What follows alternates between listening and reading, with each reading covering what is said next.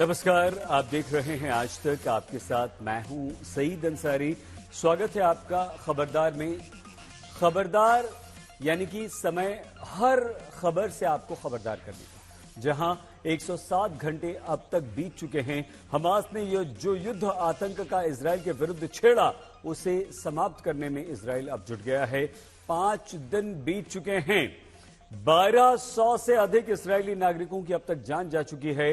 गजा में 900 से ज्यादा लोग मारे जा चुके हैं। इस्राएल का दावा है कि हमास की तरफ से 4,500 से अधिक रॉकेट दागे गए हैं, जबकि इस्राएल ने गजा में हमास के 2300 से अधिक ठिकानों को पूरी तरह से बर्बाद कर दिया है।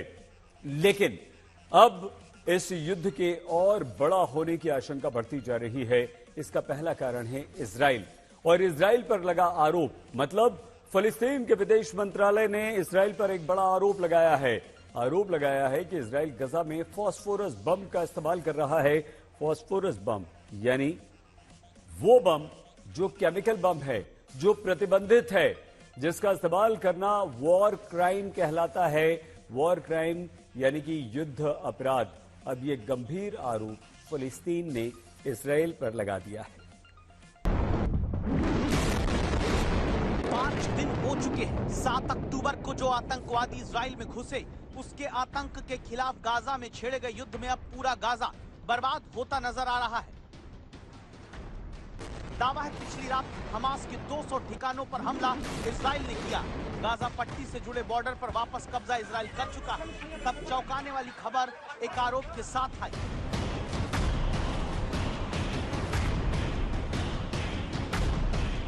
क्या इजराइल ने अब गाजा में हड्डी गला देने वाला बम छोड़ना शुरू कर दिया? क्या ऑक्सीजन सोख लेने वाला बम इजराइल पर छोड़ने का आरोप सही है? क्या प्रतिबंधित फास्फोरस बम का इस्तेमाल अब गाजा में होने लगा है? इस वीडियो की पुष्टि अभी हम नहीं कर सकते, लेकिन फिलिस्तीन के विदेश मंत्रालय की तरफ से आरोप लगाए जा रहे हैं। क्या ऐसे ही फास्फोरस बम के जरिए इजराइल अब गाजा में अटैक कर रहा है?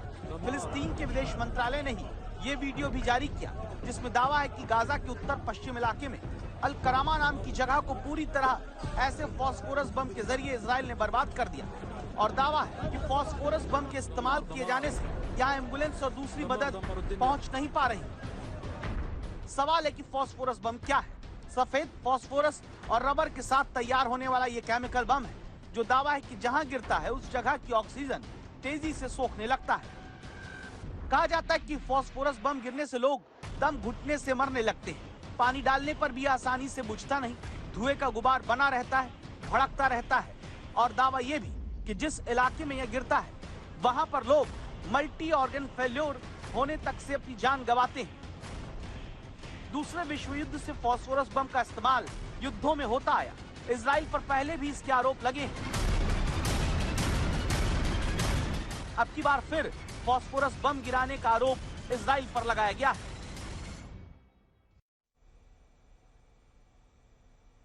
तो फिलिस्तीन ने एक बहुत बड़ा आरोप इजराइल पर लगा दिया है कि वो फास्फोरस बम का इस्तेमाल कर रहा है। अब ये युद्ध धीरे धीरे और बड़ा होता जा रहा है। एक और बड़ी खबर इस समय आ रही है और एक और कारण देती है। ब्रेकिंग न्यूज आ चुकी है।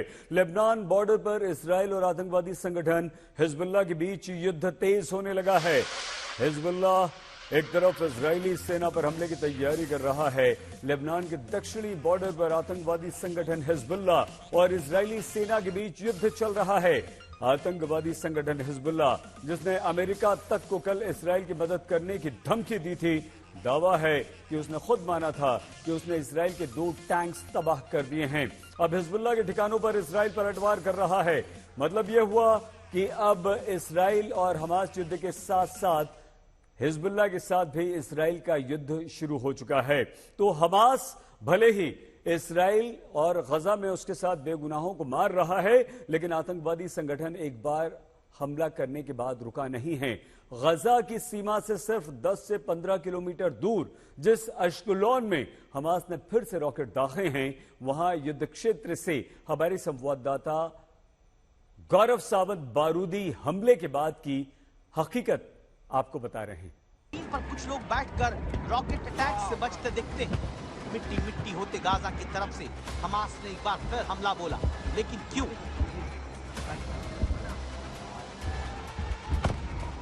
इस शख्स को देखिए, इसका नाम है अबू उबैदा। आतंकी संगठन हमास की आर्म्ड विंग का ये प्रवक्ता है। इसी अबू उबैदा ने धमकी देते हुए कहा कि गाजा में इजराइल की बमबारी से बेघर हुए लोगों का बदला लेने के लिए हमास तैयार है, और इसने वक्त मुकर्रर किया इजराइल का शाम 5 बजे का, और कहा कि अश्कलोन में लोग घर छोड़ दें। और फिर इसके बाद देखिए हमास के आतंकियों ने क्या किया।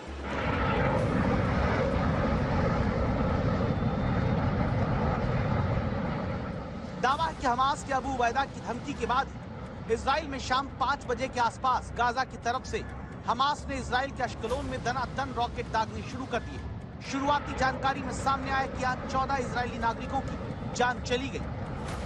ये वीडियो बताता है कि हमास की क्रूरता, आतंकी हमला और दहशतगर्दी अभी रुकने वाली नहीं। एक पुलिसकर्मी का घर है, पूरा परिवार यहाँ सो रहा था और अचानक सुबह 6 बजे रॉकेट गिरता है। सब आवाज से दहले, डरे और बस यहाँ से भागकर जान बचाई। ये है वो रॉकेट जो दरअसल आया हमास की ओर से। इसकी लंबाई देखिए, यही वो रॉकेट है, लगभग 1.5 फुट लंबा, जिसका अब ये खाली शेल है, लेकिन ये खाली शेल भी मैं उठा नहीं सकता। और ये रॉकेट जब घर में गिरा, इसने इस तरह की तबाही मचा। आप समझिए कि किस तरह की क्षमता हमास की है कि जो इतने बड़े बड़े रॉकेट वो इस्तेमाल कर रहा है और इससे नुकसान पहुंचा रहा है। और ये देखिए नुकसान भी कैसा है, उसकी क्षमता देखिए कि ये पूरी जो दीवार है 1.5 फीट चौड़ी, इस पूरी दीवार को उसने भेद दिया था। हमास ने एक बार फिर इजराइल के उसी अश्कलोन पर हमला किया जो गाजा से सिर्फ 10 से 15 किलोमीटर की दूरी पर है, बॉर्डर से सटे इसी इलाके पर। धमकी देने के बाद जो रॉकेट अटैक हमास ने फिर से किया, उसका नतीजा आप देखिए। अश्कलोन में जहां हमास के हमले का रॉकेट गिरा, वहां कई गाड़ियां जल रही हैं। इमारत के पास रॉकेट गिरता है, चारों तरफ काला धुआं नजर आता है। रॉकेट से किया हमास का यह ताजा हमला इस बात की गवाही दे रहा कि भले 90 घंटे के भीतर इजराइल ने 5000 रॉकेट से गाजा को खत्म करने की ठानी हो, लेकिन हमास का आतंक अभी दबता नजर नहीं आ रहा है। हमास के आतंकवादी अड्डों पर लगातार इजराइल के हमलों के वीडियो सामने आ रहे हैं।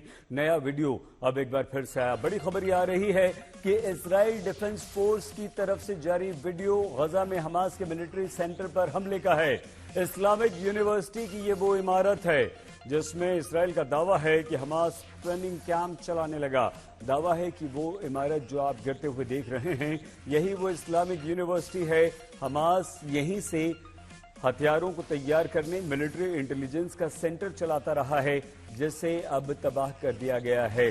तो ये इस्लामिक यूनिवर्सिटी जहां हमास ट्रेनिंग दिया करता था, जहां हमास का अड्डा था, उसे इजराइल ने पूरी तरह से तबाह कर दिया है।